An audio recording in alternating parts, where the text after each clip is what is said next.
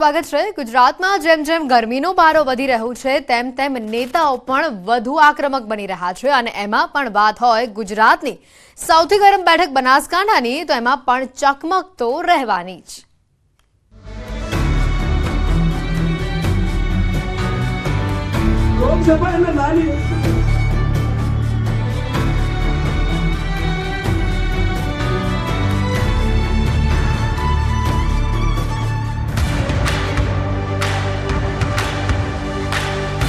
આજકાલ જાણે કોંગ્રેસમાં ભાવુક થવાની મોસમ ચાલી રહી છે તેવું લાગી રહ્યું છે। ક્યાંક બહેન ભાઈને રડાવે છે તો ક્યાંક પિતાને યાદ કરી ભાઈ રડે છે અને સામે પક્ષે ભાજપ રડવા પર રાજનીતિ કરી હરખાઈ રહ્યા છે તો સામે પક્ષે ભાજપ બનાસની બહેન ગેનીબેન ઠાકોર કાચિંડાની જેમ રંગ બદલતા હોવાનો આરોપ લગાવી રહ્યા છે કે જેમ વરસાદ પડે અને જેમ કાચિંડાના રંગ બદલાય એમ કોંગ્રેસના ઉમેદવારના રંગ બદલાય છે। મારે તમને કહેવું છે કે એવી તો એમની કેટલી ફેક્ટરીઓ એમના કેટલા એવા કારખાનાઓ છે કે છેલ્લા 6 વર્ષની અંદર એમને 4 તો બંગલાઓ છે, 4 થી 10 જેટલી એમને તો દુકાનો છે, એમના છાત્રાલયો છે। એવો તે કેવો ચમત્કાર થઈ ગયો કે ટૂંકા સમયની અંદર આટલી જહો જલાલી આવી। ચૂંટણી લડવા પૈસા ન હોવાથી ગરીબ ગેનીબેનને લોકોએ માન સન્માન સાથે રોજ લાખો રૂપિયા આપી આર્થિક રીતે મજબૂત કરી રહ્યા છે પરંતુ વિરોધીઓ આને ગેનીબેનના ઢોંગ ગણાવી રહ્યા છે। મિત્રો પોતે ગરીબ હોવાના ઢોંગ કરે છે અને હવે તો રડવાનું ચાલુ કર્યું છે। તમને ઇમોશનલ વાતાવરણ બનાવીને વોટ લેવા પૈસા લેવા આ બધી રમતો આ ષડયંત્ર આ કોંગ્રેસના ઉમેદવારને બધી રીતે આવડે છે। મારે એટલા માટે કહેવું પડે છે કે હું પોતે ભાભરની છું, હું એ વિસ્તારની છું, હું એ વોર્ડની છું એટલે હું ઉમેદવારને સારી રીતે સમજુ છું। કોઈ સમાચારોમાં અત્યારે ફક્ત આટલો જ। રજા આપશો। નમસ્કાર।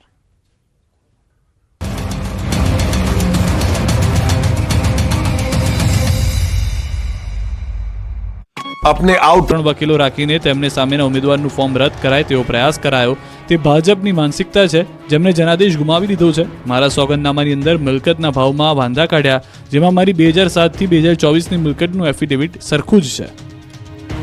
પંચમહાલ બેઠક માટે ઉમેદવારોએ જમા કરાવેલ ફોર્મની ચકાસણી કરાઈ। ગોધરા ખાતે મુખ્ય ચૂંટણી અધિકારી સમક્ષ યોજાયેલી આ ચકાસણીમાં ભાજપના ઉમેદવારના પ્રતિનિધિએ કોંગ્રેસના ઉમેદવારના નામાંકન પત્રમાં ક્ષતિ હોવાનું જણાવી રદ કરવા રજૂઆત કરી હતી। જોકે જિલ્લા ચૂંટણી અધિકારીની ચકાસણીના અંતે ઉમેદવારી પત્ર મંજૂર કરાયું। આ તરફ ખેડામાં ભાજપ કોંગ્રેસના ઉમેદવારોના પ્રતિનિધિઓની હાજરીમાં ઉમેદવારી પત્રોની ચકાસણી શરૂ કરાઈ। અપક્ષ ઉમેદવારો પણ ફોર્મ ચકાસણી માટે પહોંચ્યા। 15 ઉમેદવારોએ 25 ફોર્મ ભર્યા હતા જેમાં ઓબ્ઝર્વર મુખ્ય ચૂંટણી અધિકારીની હાજરીમાં ફોર્મ ચકાસણી કરવામાં આવી। ચકાસણી દરમિયાન 2 ફોર્મનો અસ્વીકાર કરાયો। હવે કુલ 15 ઉમેદવારમાંથી 13 ઉમેદવાર મેદાનમાં રહ્યા। હવે ચકાસણી બાદ 22મી સાંજે કેટલા ઉમેદવાર છે તેનું ચિત્ર સ્પષ્ટ થશે। અમરેલીમાં પણ ઉમેદવારી પત્રોની ચકાસણી શરૂ કરાઈ। અધિકારીઓ દ્વારા ફોર્મ ચકાસણીની પ્રક્રિયા હાથ ધરાઈ। આ દરમિયાન ભાજપ કોંગ્રેસના ઉમેદવારના પ્રતિનિધિઓ હાજર રહ્યા। મહત્વનું છે કે અમરેલી લોકસભા બેઠક માટે કુલ 11 ફોર્મ ભરાયા છે। લોકસભાની ચૂંટણી નજીક આવી રહી છે ત્યારે મતદારોને રીઝવવા માટે ઉમેદવારો અવનવા કિમિયાઓ અજમાવતા હોય છે ત્યારે મહેસાણાના ચિત્રોડીપુરા ગામનો એક વિડીયો વાયરલ થઈ રહ્યો છે જેમાં અજીતસિંહ બારડે ગ્રામજનો પાસે કોંગ્રેસના ઉમેદવારને મત આપવા માટે સંકલ્પ લેવડાવ્યા। તમામ સગા સંબંધીઓ અને પરિવારના મત કોંગ્રેસના ઉમેદવાર રામજી ઠાકોરને આપવાનો સંકલ્પ લેવડાવ્યા રહ્યા હોય તેવો વિડીયો વાયરલ થયો। અગાઉ વિસનગરના વાલમ ગામના ઠાકોર સમાજ દ્વારા સોગંદ લેવડાવવાનો એક વિડીયો પણ વાયરલ થયો હતો। મહત્વનું છે કે ગુજરાતમાં લોકસભા અને વિધાનસભાની પેટા ચૂંટણીના ઢોલ ઢબુકી રહ્યા છે ત્યારે મહેસાણા બેઠક પર કોંગ્રેસે રામજી ઠાકોર અને ભાજપે હીરાભાઈ પટેલને ટિકિટ આપી હતી। આ તરફ સુરેન્દ્રનગર લોકસભા બેઠકના કોંગ્રેસના ઉમેદવાર ઋત્વિક મકવાણાનો વિડીયો વાયરલ થઈ રહ્યો છે। તેઓ કોઈ ધાર્મિક કાર્યક્રમમાં ઉપસ્થિત રહ્યા હતા। વાયરલ થઈ રહેલો વિડીયો મૂળી તાલુકાના લીમલી ગામે યોજાયેલ શીખવા પીર દાદાના પુણ્યતિથિ મહોત્સવનો હોવાનો દાવો કરાઈ રહ્યો છે જેમાં કોંગ્રેસના ઉમેદવાર વસંત મસાલા। સુરતમાં લોકસભા ચૂંટણીને લઈ મોટા સમાચાર। કોંગ્રેસ ઉમેદવાર નિલેશ કુંભાણીનું ફોર્મ અમાન્ય।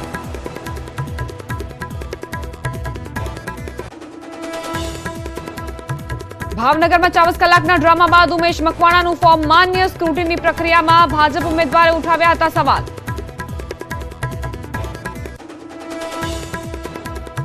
વડોદરામાં એક પિતાએ પોતાની દીકરીનો જીવ મૂક્યો જોખમમાં. ચાલુ બાઇકે પુત્રીને સીટ પર ઊભી રાખી પૂર ઝડપે હંકારી બાઇક, વિડીયો વાયરલ.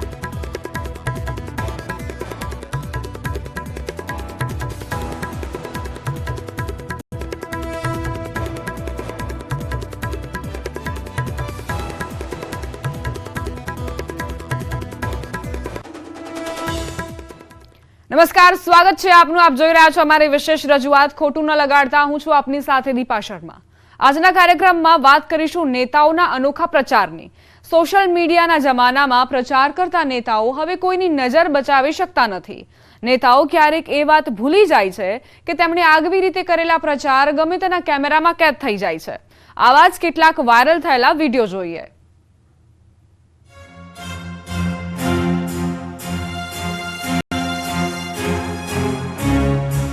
હોશિયાર, ખબરદાર, ડોક્ટર હેમાંગ જોશી પધારી રહ્યા છે. જુઓ તસવીર.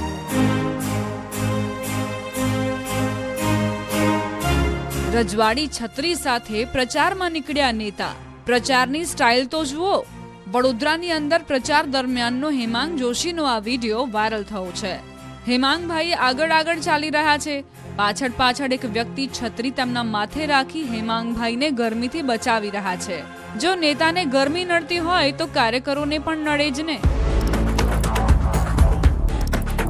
રજવાડી સ્ટાઇલનો આ પ્રચારનો વિડીયો હેમાંગભાઈએ જાતે જ સોશિયલ મીડિયામાં મૂક્યો હતો. પણ કોઈ ભલા માણસે ધ્યાને દોર્યું કે ભાઈ આવું ન હોય, એટલે તરત જ વિડીયો ડિલીટ કર્યો. પણ સોશિયલ મીડિયામાં કોઈ એક વિડીયો અપલોડ કરો તો વાયરલ થતા થોડી વાર લાગે.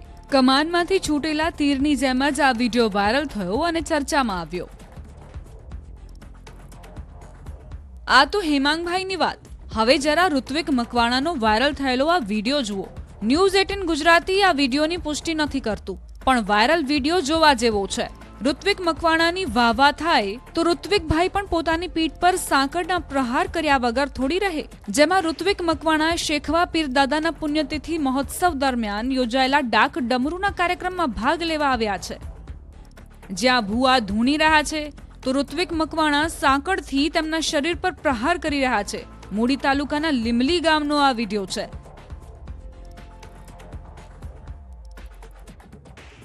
જેમાં ઋત્વિકભાઈ મકવાણા રૂપિયાનો વરસાદ કરતા પણ નજરે પડ્યા. ચૂંટણીનો સમય હોય, સુરેન્દ્રનગર બેઠક માટે પ્રચાર પૂરજોશમાં ચાલતો હોય ત્યારે રમેલનો આનંદ ને તેમાં કશું ખોટું નથી. પણ ઋત્વિકભાઈ, તમે નેતા છો તે વાત પણ યાદ રાખવી જોઈએ. કોંગ્રેસના મહેસાણાના ઉમેદવાર રામજી ઠાકોરને જુઓ. ચૂંટણીના પ્રચાર દરમિયાન જ મહેસાણામાં આયોજિત રમેલમાં પહોંચી ગયા અને ભુવાજીના આશીર્વાદ લીધા. હજુ તો એક દિવસ પહેલા જ તેમણે